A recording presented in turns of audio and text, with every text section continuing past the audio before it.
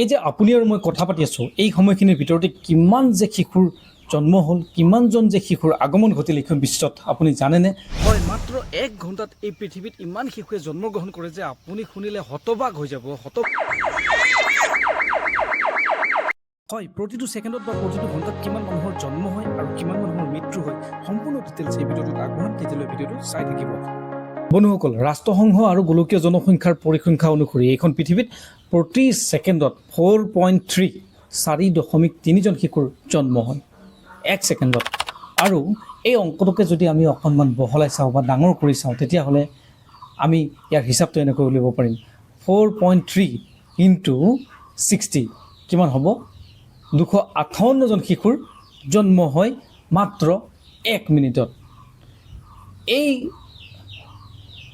258 জন শিশুক টোটেলি 258 জন নধৰি 250 জন গড় হিচাপত ধৰি লোৱা হৈছে। আৰু 250 জনকৈ গড় হিচাপত যদি জন্ম হয় 1 মিনিটত এইখন পৃথিৱীত নতুন শিশুৰ, তেতিয়াহ'লে 1 ঘণ্টাত কিমান হ'ব? 250 পূৰণ 60, মুঠ 15,000 জন শিশুৰ জন্ম হ'ব 1 ঘণ্টাত। গতিকে বন্ধুসকল চাওকচোন, 1 ঘণ্টাত যদি 15,000 শিশুৰ জন্ম হয়, তেতিয়াহ'লে এদিনত কিমান হ'ব পাৰে, আমি সেই বিষয়েও কেলকুলেশ্যন কৰিম। চিন্তা কৰকচোন, কিমান আচৰিত কথা। বন্ধুসকল, এই অংকটোক যদি আকৌ আমি বহলাই চাওঁ যে 1 দিনত কিমান শিশুৰ জন্ম হয় একেলগে সমগ্ৰ বিশ্বত, তেতিয়া আপুনি 15,000 পূৰণ 24 কেলকুলেট কৰক। তাৰপিছত চাব, দেখা পাব, আচৰিত হ'ব যে 3,60,000 শিশুৰ জন্ম হয় 24 ঘণ্টাত। এদিনত জন্ম হয় সমগ্ৰ বিশ্বত 3,60,000 শিশুৰ। কিমান আচৰিত হ'বলগীয়া কথা, চিন্তা কৰকচোন। এখন ডাঙৰ চহৰত থকা মানুহৰ সমান এদিনতেই জন্ম হয় এইখন পৃথিৱীত। বন্ধুসকল, এতিয়া আমি জন্মৰ হিচাপটো কৰিলোঁ, মৃত্যুৰ হিচাপটোৰ ফালে আগবাঢ়োঁ যে 1 ছেকেণ্ডত কিমানজন মানুহৰ মৃত্যু হয় এইখন পৃথিৱীত। 1.8 জন মানুহৰ মৃত্যু হয় 1 ছেকেণ্ডত এইখন পৃথিৱীত। যদি 1.8 জন মানুহৰ মৃত্যু হয় এইখন পৃথিৱীত, তেতিয়াহ'লে এদিনত কিমান মৃত্যু হ'ব সেই হিচাপটো আপোনালোকে উলিয়াই ল'ব। মই এটা কথাই কওঁ যে জন্মৰ হাৰতকৈ মৃত্যুৰ হাৰ যথেষ্ট কম, জন্মৰ হাৰ যথেষ্ট বেছি। যে এইখন পৃথিৱীত গৰম আহিছে, খুব গৰম, এয়া মোৰ ঘাম ওলাই আছে। মই ভিডিঅ'টো শ্বুট কৰি আছোঁ, কিন্তু মোৰ ঘাম ওলাই আছে, গৰম পাই আছোঁ মই। গৰম কিয় নহ'ব?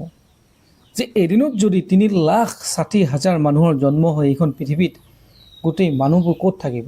এই মানুহবোৰ থাকিবলৈ কি কৰিব লাগিব? বনাঞ্চলসমূহ ধ্বংস হ'ব, পৰ্বত পাহাৰ য'ত ঠাই আছে সেই ঠাইবোৰ ধ্বংস হৈ লাহে লাহে সেই ঠাইবোৰত এই মানুহবোৰ বাসস্থান হ'ব।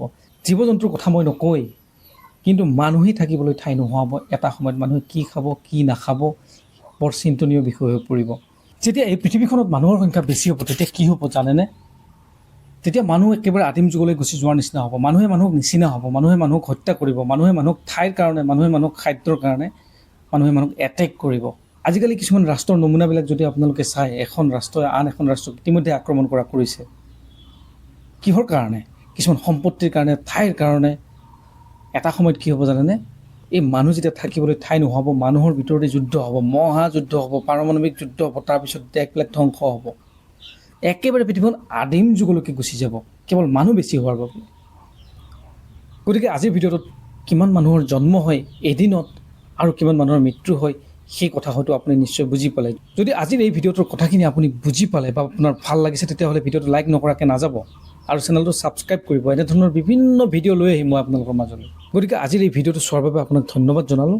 লগতে পুনৰ আকৌ আন এটা ভিডিঅ' যাতে আপুনি আহিলে সেই ভিডিঅ'টো পায়, তাৰ বাবে চেনেলটো এতিয়াই ছাবস্ক্ৰাইব কৰি ৰাখিবৰ বাবে আপোনাক অনুৰোধ জনাইছোঁ। ধন্যবাদ।